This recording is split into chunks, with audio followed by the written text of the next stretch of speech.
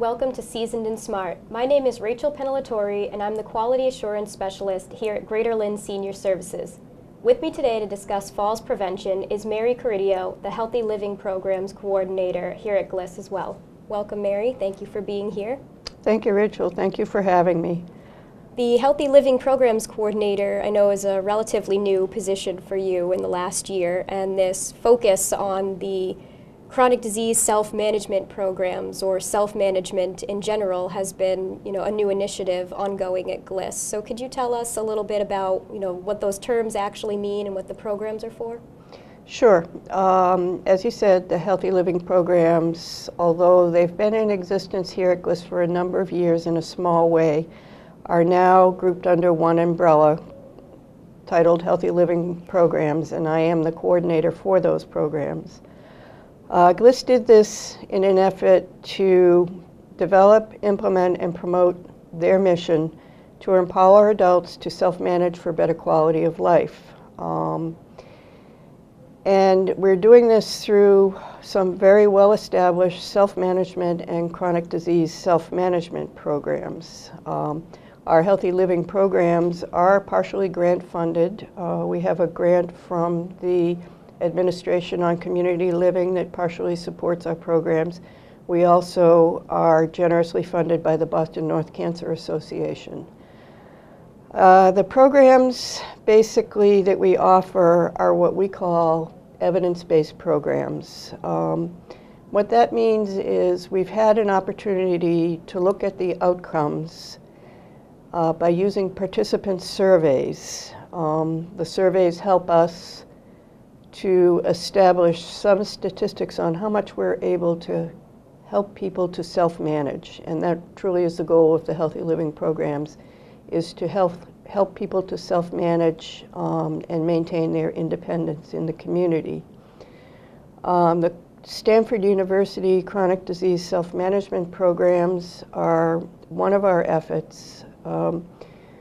In Massachusetts, the Chronic Disease Self-Management program is called My Life, My Health, and GLIS is able to offer that workshop in both English and Spanish. We're also able to offer the Stanford Diabetes Self-Management program, both in Spanish and English. Also under Healthy Living programs, we have what we call the Khmer or Cambodian Outreach Program. And in that program, we have the opportunity for our Khmer outreach worker to work one-on-one with the Khmer elders as far as meeting their needs on a one-to-one basis, irregardless of what it is. Sometimes we help with social security issues, immigration issues, and definitely with healthcare appointments and translations for their providers. We also, in the Khmer Outreach Program, are involved in the Harvard program in refugee trauma. We participate in their health education classes in helping the Khmer elders learn to communicate more effectively with their physicians. The other major endeavor in the Healthy Living programs is the Matter of Balance program. This program helps individuals to manage concerns about falls and about fear of falling, and that's really going to be the focus of our conversation today, the Matter of Balance program, and how that helps our elders and how that impacts on their quality of life in the community. So why is it so important to get involved and get knowledge about these self-management programs? Well, I think it's important for elders and all adults. We are available to all adults. It's important for them to focus on being empowered, doing some action planning, and learning to communicate effectively to manage their symptoms and maintain their independence and improve their quality of life. So as we're talking about the self-management, maybe you could explain a little bit about some of these terms we use as chronic disease, acute illnesses, falls prevention. What do these actually mean? Well, when we talk about chronic disease self-management, we usually talk about the distinction between chronic disease and acute disease. in explaining this to people, we sometimes make a comparison such as chronic disease is something such as congestive heart failure or asthma. A chronic condition is something that a person must live with and must learn to manage their symptoms, as opposed to an acute occurrence such as, for instance, an attack of appendicitis where surgery is performed, the appendix is removed, the person recovers completely. So falls are not really a disease per se, but they can happen often or more than once. So how do we work with people around falls prevention? Well, with our Matter Balance and the Falls Prevention Program, we focus both on physical and mental aspects of falls and fall prevention. Clearly, there's many physical aspects to falling. Some people with disabilities are more prone to falls, but there's also the mental aspect that people tend not to think about too often. And what that involves is what our attitudes are about falling. Clearly, nobody wants to fall, and nobody feels good about falling. And this kind of negative thinking, in our workshops, we take a look at that, and we look at how that affects our life and our activity level. Many people who fear falling or are feeling the negative aspects about falling will limit their activity. They'll become more immobile, and as a result, they become much more socially isolated. In the workshop, we encourage positive thinking, we encourage problem solving, we work as a group to help each other out with our attitudes towards falls and our activity plans to help prevent falls. And how much of an issue do you find falls to be? Sort of what is the prevalence either in our community that you found or any national statistics about falls? Falls are a major, major public health problem. We know for a fact that a third of Americans aged 65 and older fall annually. That's 33% of all Americans over 65 experience a fall annually. We also know that every 15 seconds, an older American is treated in an emergency room for a fall-related injury. We also know, which I find staggering, is every 29 minutes, an older American dies from fall-related injuries. So it's clearly a major, major public health problem for both quality of life and the cost of health care. It has a major impact in many aspects. Certainly sounds like some sobering statistics. And so I know one of the things that you learn in the workshop to help prevent these falls are some exercise demonstrations, correct? That's correct, yes. The workshops, which are 8 sessions long, and as I mentioned, we deal with attitudes towards fall. But on the physical side, we work on exercise as a means of fall prevention. So in our 3rd session, we begin to exercise and continue to exercise in session 3 through 8, and we encourage the participants to practice these exercises daily at home at their own level. And I understand you have some spoilers for us. You brought a volunteer to demonstrate some of the exercises today. Yes, indeed. I did bring a volunteer. Susan Brown has graciously volunteered to demonstrate some exercises for us. She is a trained Matter of Balance coach and has conducted workshops for us. All right. Well, I'm excited to see these. And this is our volunteer, Susan Brown. Hello, Susan. Welcome.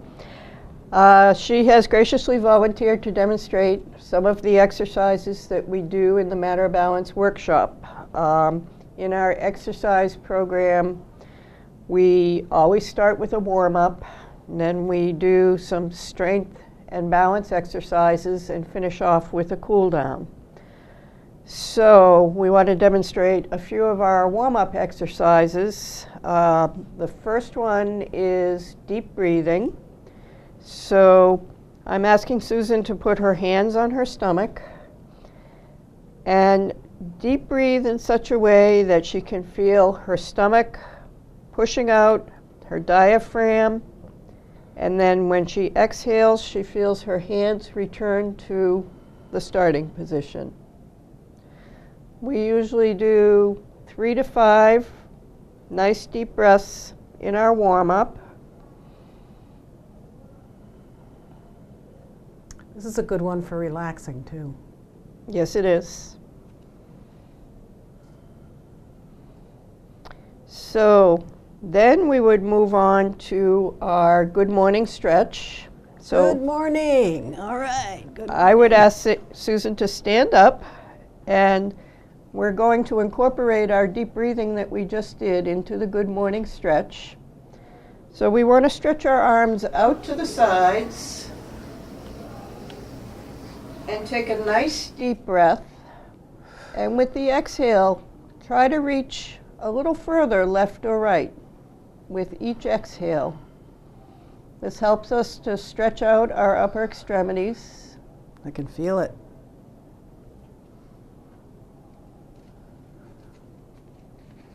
Okay. We have a little turning in here. We have a little turning, okay. Okay, so Susan is going to turn a bit to the left and a bit to the right with each of her stretches.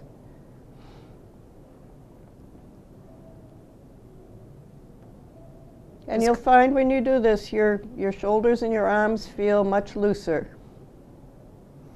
And your waist a little bit, too. Okay, so we'll ask Susan to take a seat.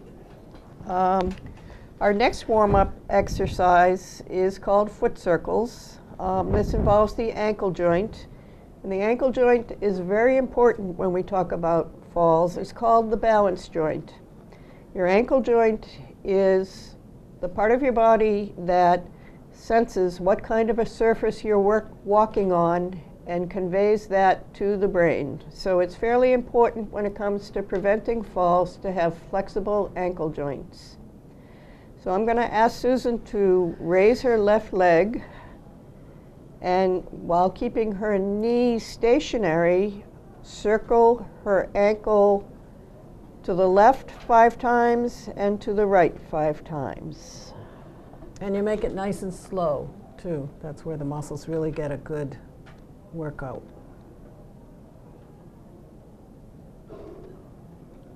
Like my socks? I chose them specially. Yes, your socks are lovely. Thank you, Mary. And when you're done with the left, of course, we're going to do the right because we need to balance things out.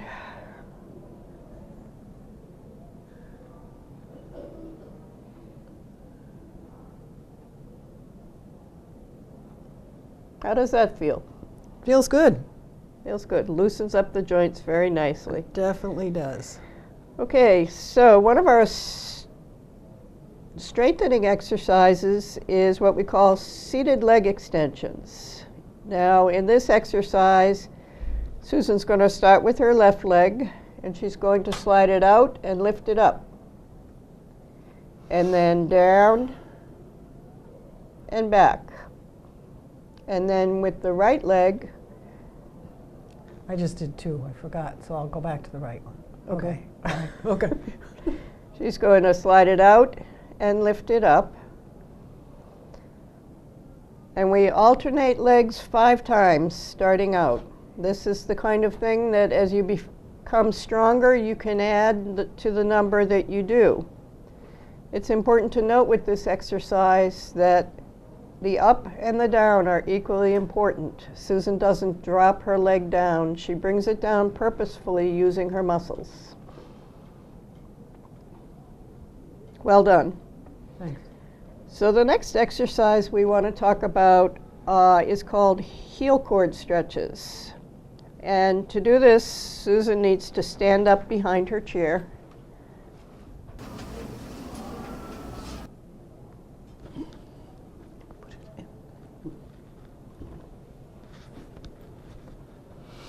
And I'm going to ask her to put her right foot forward and her left foot back. And what I'd like you to do, Susan, is lean forward, bending your right knee, keeping your left heel on the floor. I can already feel the stretch. When you do that, you'll feel a nice stretch in the back of your calf. Very important for strengthening your leg muscles and also very important for balance. And again, to even things out, we want to do it on the other side.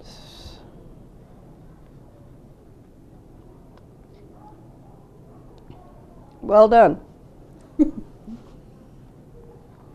So those are a few of our strengthening and balance exercises. We actually do about 20 or 25 minutes of exercise in each workshop session. But since we've done our exercises now, we want to include our cool down. So again, we're going to do a good morning stretch like we did in our warm-up. So Susan's stretching out with her arms, with a little twist to the left, a little twist to the right. Not very far. And then we end that off by folding our arms across our chest, giving ourselves a nice hug, and Yes. congratulate ourselves on finishing the exercise program. And it feels good too.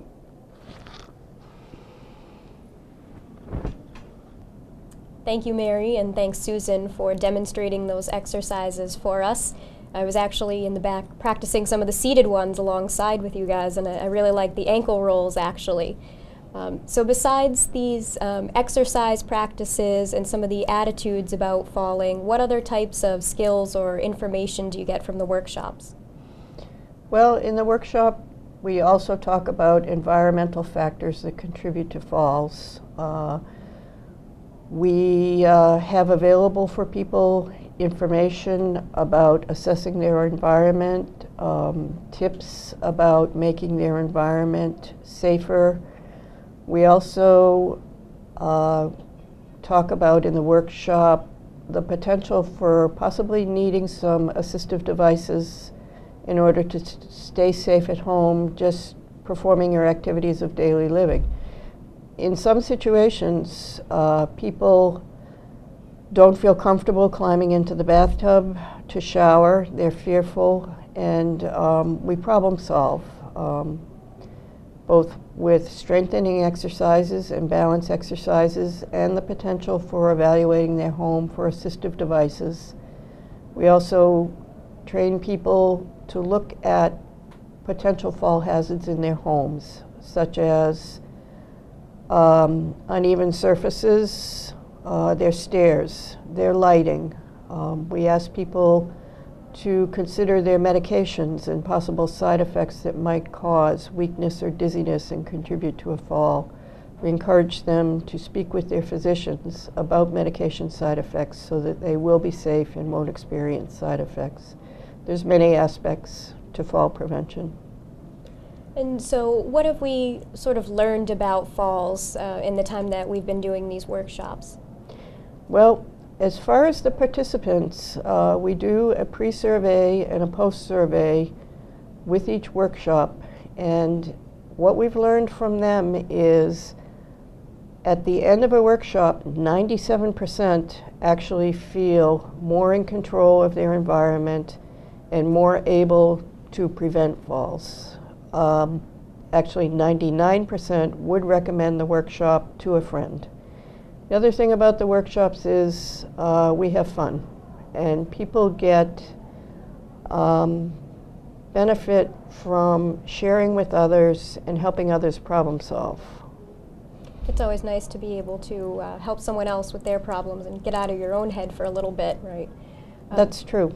That's true. And people really have improved self-esteem when they realize they've helped somebody else stay independent in the community and feel more confident about their ability to live in their home. So how do you see the healthy living programs or Matter of Balance growing in the future? And how did these originate, actually? Well, the programs, Matter of Balance originated with Boston University. They started the program with healthcare professionals, and the workshops were initially done by healthcare professionals. And this could be a fairly pricey endeavor, so they began to investigate the possibility of having lay leaders do the program. And it was actually Maine Health who was awarded a grant to study the possibility of training lay people as coaches. This turned out to be very successful, and from that, Maine Health has trained a number of master trainers around the country who now train leaders to lead workshops. So the program has kind of grown immensely all over the country, so that the workshop is offered pretty much nationwide. And I know here in the area we have a couple of workshops that are going to be scheduled and going on at least through spring and summer, the next few months, right? That's correct. In May, we'll be starting a workshop in Saugus in conjunction with Saugus Housing Authority. That will be held at Heritage Heights, and that starts on May 8th. And that will meet twice a week for 4 weeks throughout the month of May. When we finish up with Heritage Heights, we'll be starting a workshop at the Lynn Council on Aging here in Lynn on Silsby Street, and that will be starting on June 4th. That will meet twice a week also for the month of June. Now, who can participate in these workshops, and is there a limit to the number of participants? Anybody over the age of 18 is welcome to participate in the workshop. You don't have to be an elder. We have had younger people participate. Anybody who has concerns about falling or has fear of falling that's limiting their ability to socialize in the community and live a full life is welcome to attend. The workshops are for the most part limited to 15 participants in each workshop.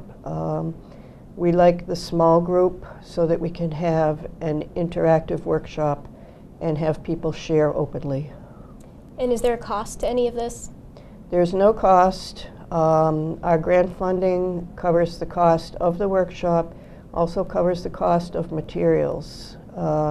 Each participant receives a workshop book which gives them demonstrations of the exercises and also gives them a lot of helpful sheets that address different issues about falling and about fear of falling.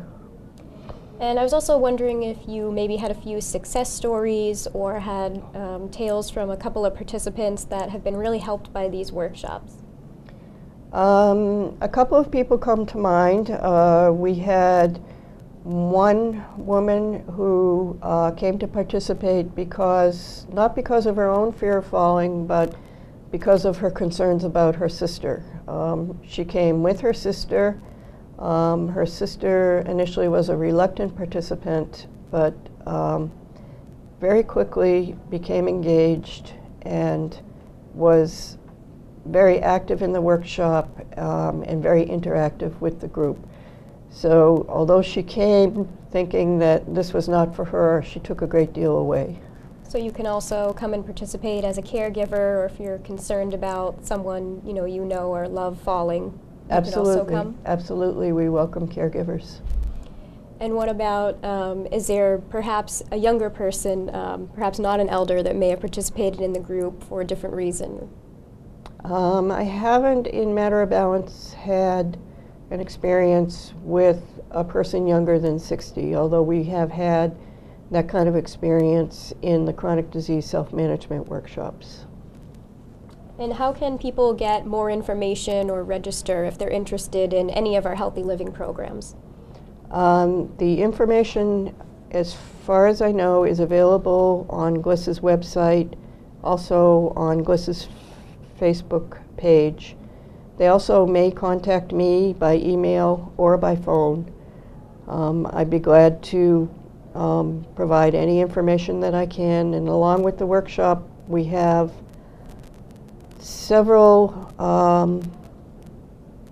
handouts that are very beneficial in preventing falls and also looking at your home environment to see if you're living in a safe situation. And before we wrap up, do you have any final tips or any final pleas to get people to check these workshops out?